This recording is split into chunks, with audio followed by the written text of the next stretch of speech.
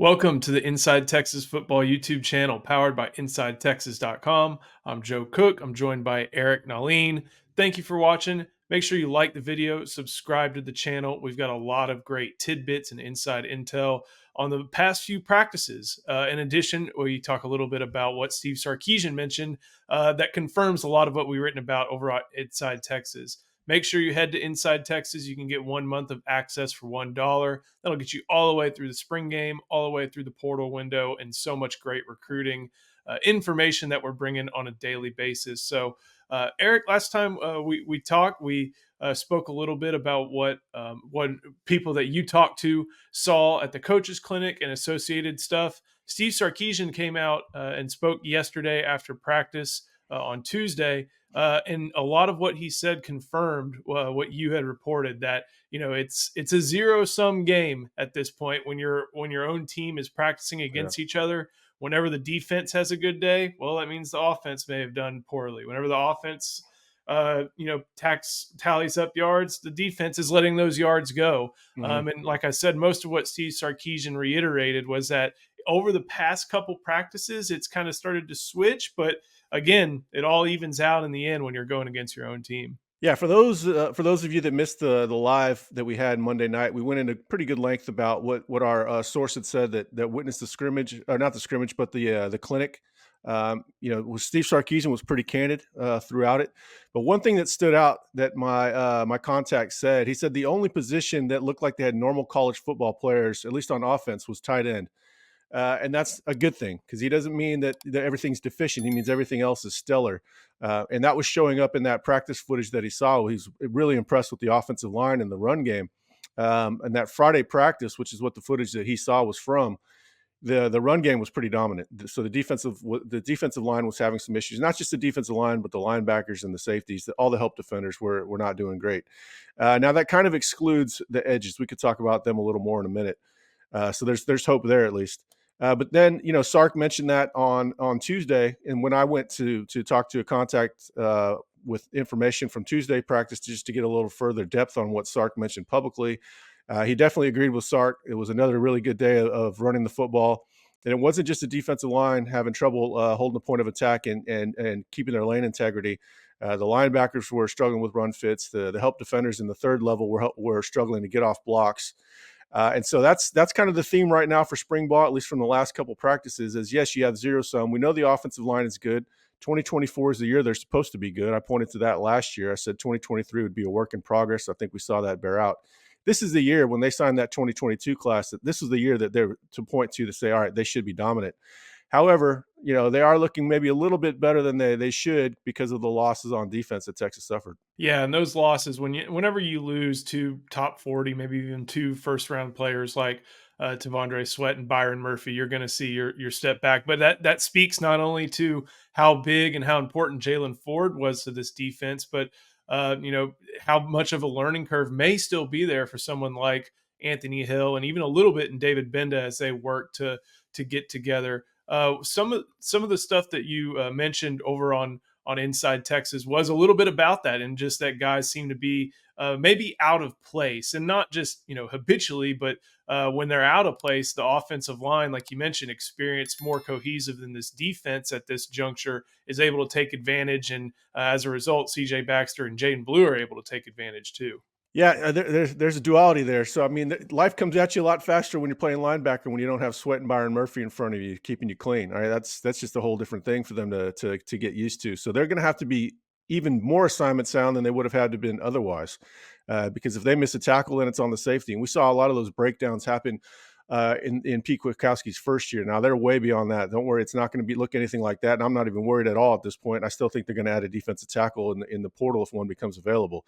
So I'm not super worried. We're not sounding the alarms here. It's early in spring. They still got August. They got off season to get stronger and getting their dive into their playbook. So we're not worried about it. But yeah, one of the position groups that source that saw Friday footage was really high on was the running backs. He said all of them are fast and all of them are running through arm tackles, and then he reiterated all of them, even the freshmen.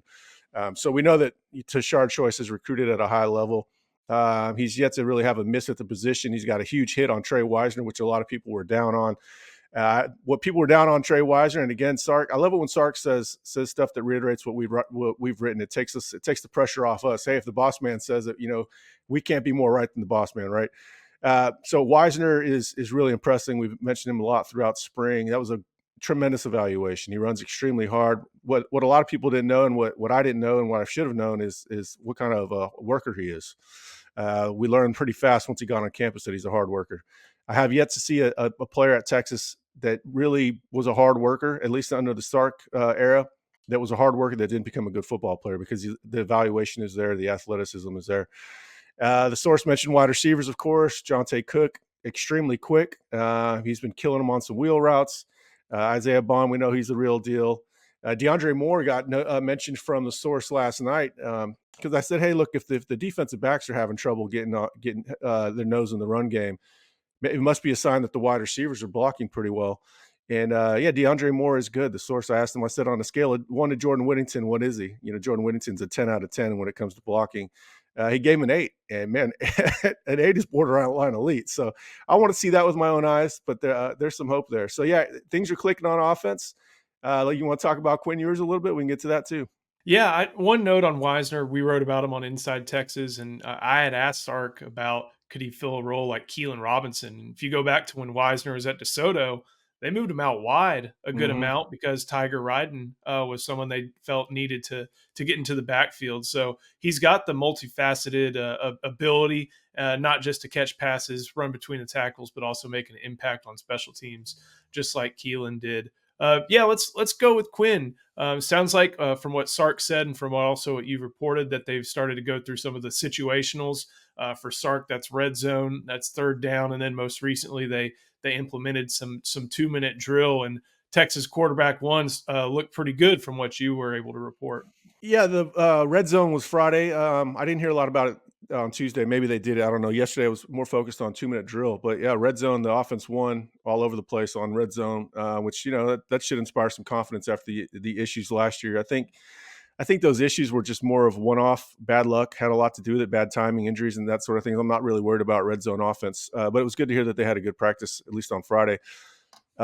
Tuesday was more about 2 minute drill. We started to hear some things about Quinn that we haven't heard a whole lot. That the playmaker term has not been used in conjunction with Quinn a lot. I've heard it with Arch, somebody that uses the legs and his pocket feel to get loose and make plays.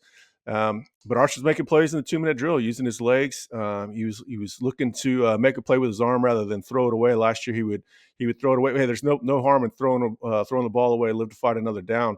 But he's definitely more comfortable, and I think he got probably the best thing we could hear about him was the quote I got today was he looked like a veteran.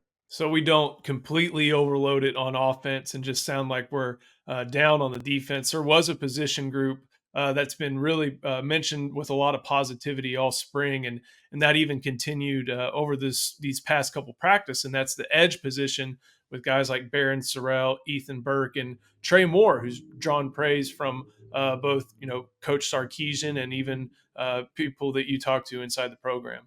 Yeah, it's been a constant since Trey Moore got on campus in January. Just constant praise. Athletic, hard work are all the things you could want. High football IQ has been used with him a lot. Hard nosed, physical. So when I asked about, because you kind of worry about his length limitations going up against some really big offensive tackles, especially in Cameron Williams. So that length is a concern I have. It's more so going to be a concern when he goes to the draft, but. Yeah, when I mentioned Trey Moore, they said, "Don't worry about Trey Moore. Guy's a ball player. Yeah, he's making plays." And Ethan Burke and Barron Sorrell are holding up. Now they are having their hands full on outside zone with I was about to say Kent Perkins with Kelvin Banks. I had a flashback to 2014 to Kelvin Banks and Cam Williams. And so that you expect that. So those are some good battles. They're not getting worked off the ball like some of the interior guys are. So yeah, Texas really needs to find a plugger in the middle. That makes life easier for everybody behind them. But we'll see. They got to develop these guys. It's going to be a big rest of spring. I think there's 8 practices left in a spring game, and then these guys are going to have to hit squats, hit the lower body work, and then hopefully somebody springs loose in the portal and Texas can connect on a big addition. Yeah, Steve Sarkeesian was a little mum when asked directly about that, but I bet whenever the portal actually opens up and some guys, appear in that database that are worth tracking, it'll be a position they go after pretty heavy. Anything else from your spring notes, or you about ready to get out of here? Oh, man, I'm sure there's some other stuff. That's why you go on sometimes I say something in the comments that was probably more interesting than something I wrote. I don't remember, but, if I think of it, we can drop it on the live tonight. We've got a live tonight at 7 o'clock. We're also gonna go over, we'll go over team, and I imagine we'll cover recruiting pretty hard with the big visitor list upcoming on Saturday. It's gonna be really one of the biggest visit days of the entire year. The official visit day in January was pretty big, but this is just a smaller cluster of clear priority players that are going to be on campus. Can't wait to discuss it tonight. Should be great. Make sure you head to InsideTexas.com. You can get a month of access for $1 for all those recruiting updates. Thank you for watching. Make sure you like the video, subscribe to the channel. Come back later tonight, get some questions in, ask us about anything you might want to know about when it comes to the Texas Longhorns. For Eric Naleen, I'm Joe Cook. We'll see you next time on the Inside Texas Football YouTube channel.